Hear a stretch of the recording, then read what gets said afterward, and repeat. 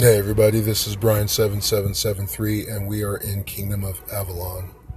We're going to be looking at the different types of troops you can make and give some pretty basic information here that if you don't know will definitely cost you a lot.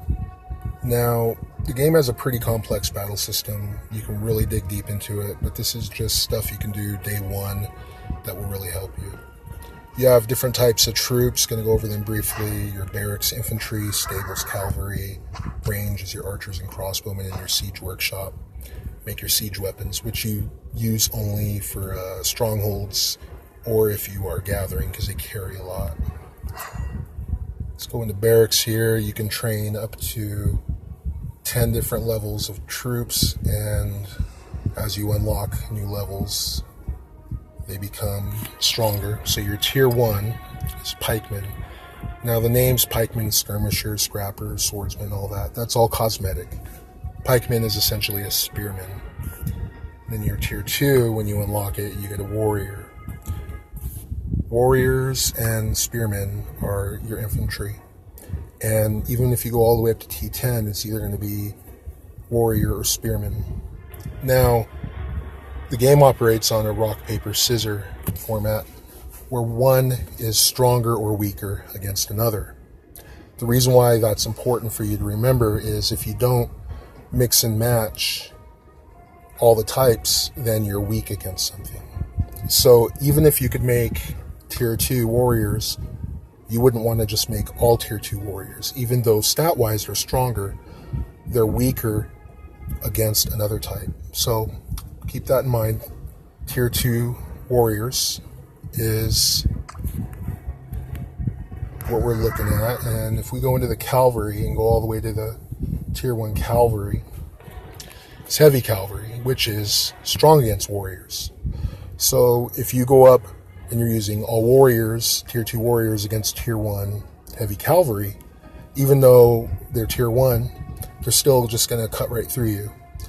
And the way that the game works as far as taking losses is it goes to your infantry. And once your infantry is cut through, then it goes to the next level and then the next level down.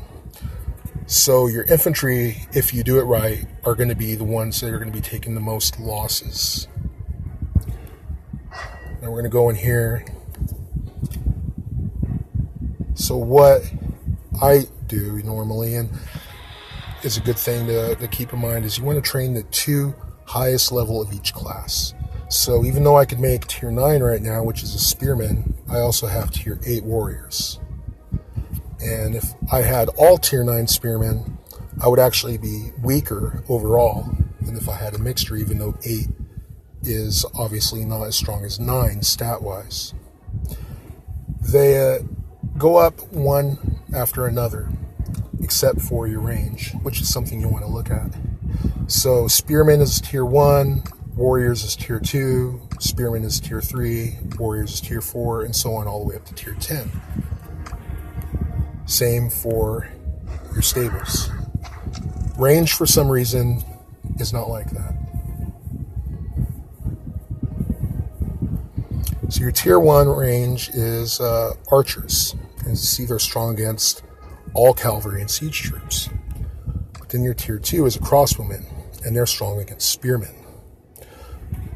And then going back to your infantry and cavalry, you would think, oh, okay, well, tier 3 should be an archer again. But tier 3 is a crossbowman. So even though you can train tier 3 crossbowmen, you would still want to train tier 1 archers. And it does that. So you get archers again at tier 4, but then at 5 and 6 you get crossbowmen. And you get archers at tier 7 and tier 8. So keep that in mind when you're making your troops, because you want to have both troop types underneath each heading. Now, what some people do is some people make the top 2 highest of each troop. So they'll make, in this case, tier 8 and tier 9, because you have warriors and spearmen. But then they will make a smaller group of weaker warriors and spearmen. And the reasoning behind that is they say, well, they'll go in first and take the brunt of the traps and all that, sparing your more costly and expensive troops, your higher tiers. I've done that, and it is true. They normally will chew right through the weaker tiers and work their way up, but I like to keep things simple. So I train my top 2 highest. I'm going to go over here to your army setup. What I find is effective just as a general attack is basically going in and keeping things even.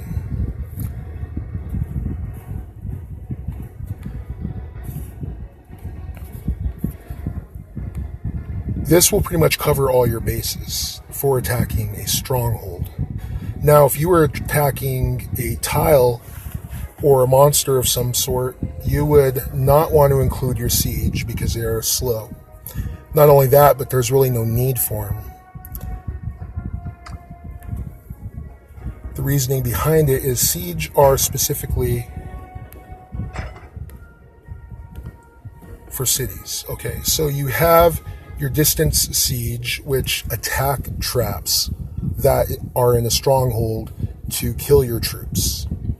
And then you have your towers and rams, which are to protect your troops from those traps. So if you're going to attack a stronghold that has a lot of traps, you're going to want to go in with your siege. If you've already attacked that stronghold and destroyed the traps, or there's not many traps there, you don't really need them. But one thing you want to keep in mind is siege carry a lot of resources back. So even though they're slower, if you send them in after you have destroyed all the traps, or there were no traps and the troops are dead, they'll bring more back. So it's kind of a wash in the end. You never want to send siege when you're attacking barbarians or monsters or whatever it is that you're going after, because all they're going to do is slow things down. Your damage dealers are your cavalry and your archers. I use a mixture of everything. Some people say you don't use that many infantry, some do, and you can mix and match and find out what works best for you.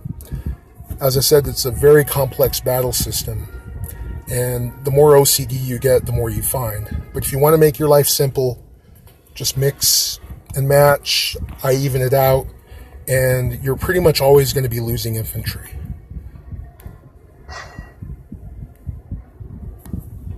And again, keep in mind, you don't always want to train the highest. You want to mix. That's it. I hope you enjoyed this. It took me a while to make it with different phone calls, but if you got something out of it and you want to see more, let us know.